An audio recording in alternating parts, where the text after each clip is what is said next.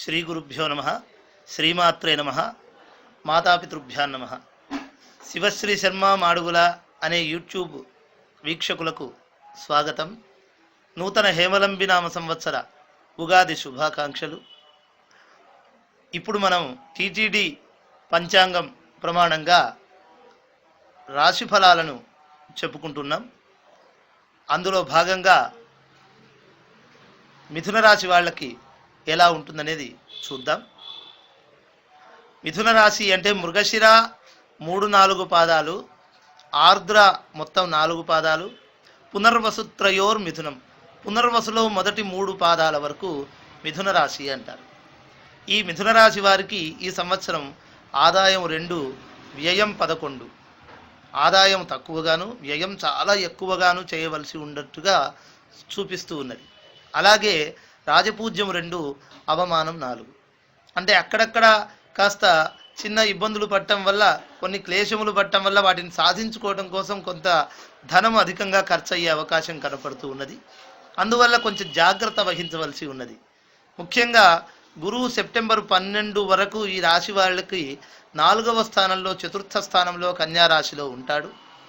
అందువల్ల విద్యామూలకమైనటువంటి కొన్ని ఆటంకములు, కొన్ని అసౌకర్యాలు కలిగే అవకాశం ఉన్నది. కానీ పంచమములోకి వచ్చిన తర్వాత, అంటే సెప్టెంబర్ 12 తర్వాత పుత్రమూలకమైనటువంటి యోగములు, శుభప్రదమైన కార్యములు జరిగే అవకాశం సెప్టెంబర్ 12 తర్వాత గురువు ద్వారా ఉన్నది.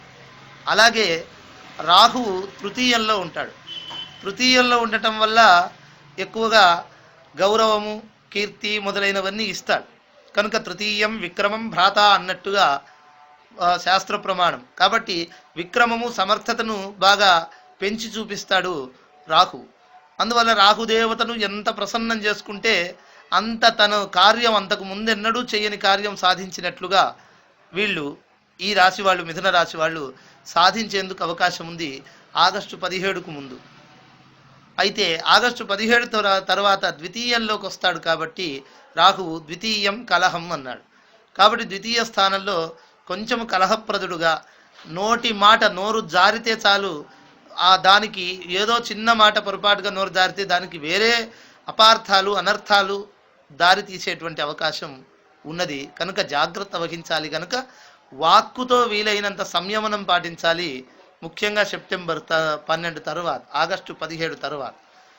కనుక అలాగా గురు రాహువుల యొక్క ఫలితాలుంటే, కేతువు సామాన్య ఫలం ఇస్తూ ఉంటే, ఇక శని ప్రధానంగా సప్తమ శనిగా ఉన్నాడు.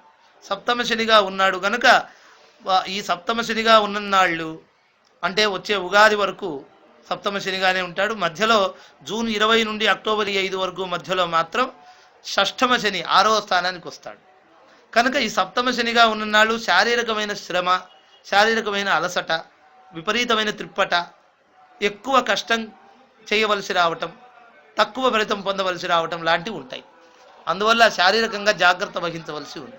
అలాగే షష్టమంలో జూన్ 20 నుండి అక్టోబర్ 25 మధ్యలో కూడా కొంచెం విజయమూలకంగా, అంటే శత్రువుల మూలకంగా వచ్చేటువంటి క్లేశములు కొన్ని, వాటికి మనం గురి కావాల్సి ఉంటుంది. కనుక మిథున రాశి వాళ్ళు జాగ్రత్త వహించి వీలైనంత శత్రుహరమైనటువంటి సుబ్రహ్మణ్య స్వామి వారి యొక్క స్తోత్రముల పారాయణ చేసుకోవటం, లేదా దశరథ కృత శని స్తోత్రాన్ని పారాయణ చేసుకోవటం, అలాగే శనిదేవుని యొక్క ఆలయాలు కానీ, ఈశ్వరాలయాలలో కానీ శనివారం దీపారాధన చేసి వాటితో ప్రయోజనాన్ని పొందటం, అనుగ్రహాన్ని పొందటం, అలా చేసి ముందుకు సాగాలి. ఇక న్యాయవాద వృత్తి వారు, మరి చేతి వృత్తుల వాళ్ళు, వీళ్ళందరూ కూడా కొన్ని క్లేశములు అనుభవించి అధిగమించినాకనే నిలబడే పరిస్థితి కనబడుతున్నది. ఎక్కువ వ్యయం, ఖర్చు ఎక్కువ చేసుకోవలసిన పరిస్థితులు కనపడుతున్నాయి. ముఖ్యంగా వ్యాపారాలేవి పార్ట్నర్షిప్తో, అంటే భాగస్వామ్యంతో ప్రారంభించుకుంటే మంచిది. కనుక వీటన్నింటినీ, అలాగే కళాకారులు కూడా మరి అధికంగా శ్రమించినప్పటికీ ఫలితం తక్కువే పొందే అవకాశం ఉంటూ ఉన్నది. కనుక ఇవన్నీ సాధించుకోవాలంటే ఎక్కువగా సుబ్రహ్మణ్య స్వామి, మరి ఆంజనేయ స్వామి వారి యొక్క ఆరాధన తప్పనిసరిగా సూచన చేయబడుతూ ఉంది. అలా చేసుకుని ఆంజనేయ స్వామి, సుబ్రహ్మణ్య స్వామి అనుగ్రహం ద్వారా ముందుకు సాగుతారని ఆశిస్తూ జయోస్తు పలుకుతూ ఉన్నాం. జయోస్తు.